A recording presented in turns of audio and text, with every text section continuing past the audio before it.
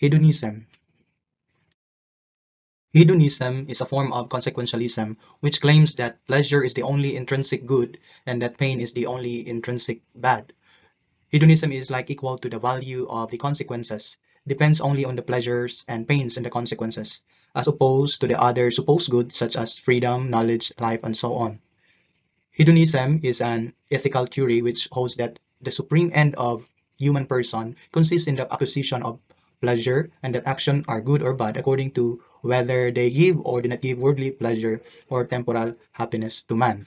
Morality, therefore, is grounded on the pleasure or satisfaction that an act brings or entails. The good action is the pleasant action, and then the bad action is what produces pain. Under hedonism, we have egoistic hedonism and psychological hedonism. In egoistic hedonism, the contention which is valued is that man is primarily obligated to seek for his own pleasure, even if it means the deprivation of others. It is of course destructive, so there's a need to provide sanctions to the excessive demands of pleasure if it were desired only for the sake of self-gratification. In psychological hedonism, the contention that man by nature is capable of doing only those actions which give him pleasure and that he avoids those actions that give him pain is embraced.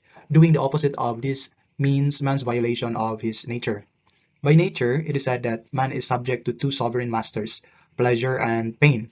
However, this requires that man should only follow what is natural in him, that is, to do an act in the name of pleasure and avoid those actions which render him pain.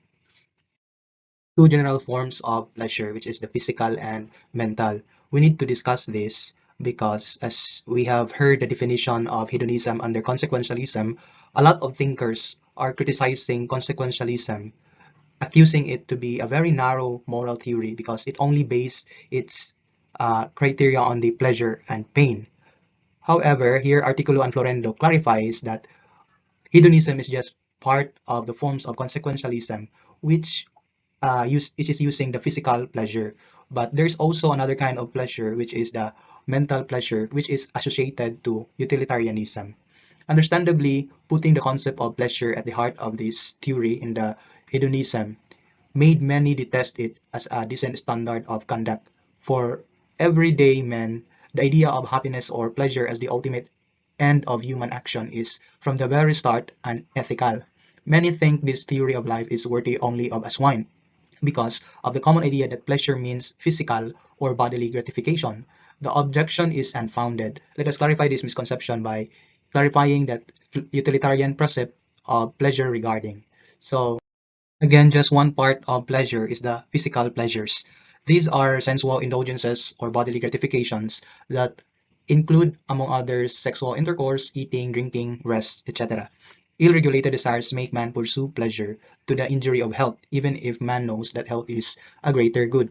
This kind of pleasure is considered as animalistic or beastly and make up the lower forms or inferior types of pleasure. Physical pleasure appeals to people's lower faculties, and persons desiring nothing but physical pleasure are considered lowly and less dignified. Whereas the mental pleasure, which is the one associated to utilitarianism, refers to intellectual, spiritual, and moral pleasures. Mental pleasures feed man's noble feelings, imaginations, and moral sentiments. They are higher or superior form of pleasure, more desirable and more valuable as compared to those of mere sensation. Mental pleasures are generally more difficult to achieve, but make man more dignified. They include, among others, the enjoyment of free will and intellect, social recognition and regards, feeling of self-worth and respect, feeling of peace and security. Mental pleasure is that the utilitarian theory of morality, which appeals to when it calls for the promotion of pleasure or happiness. This corrects the misconception that utilitarianism is a theory worthy of a swine. Human beings have faculties far more elevated than animal appetites, and desire greater pleasure than the pleasure only swine are capable of. Human pride and dignity make man desire a greater form of happiness, even when man's pursuit of happiness leads to personal dissatisfaction. Still thinks he ought not to settle for a beast's pleasures, for these do not satisfy human beings' conceptions of happiness. According to John Stuart Mill, it is better to be a human dissatisfied than a pig satisfied. Better to be Socrates dissatisfied than to be fools satisfied. Mental pleasures for the utilitarians, happiness or pleasure and freedom from pain are the only things desirable as ends.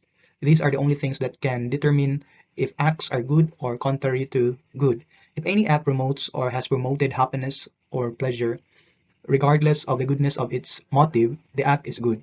Utilitarianism thus rejects any supernatural basis for morality and makes human welfare or human happiness the ultimate standard of right and wrong. At this point, it should be recalled that the utilitarian concept of happiness does not mean the agent's own greatest happiness, but the greatest amount of happiness put together. This means that even the interest of the agent or the doer of the moral act must be sacrificed if it runs contrary to the happiness of the greatest number. Thus, the quality of and quantity of pleasure or happiness are taken into account in the utilitarian moral calculation.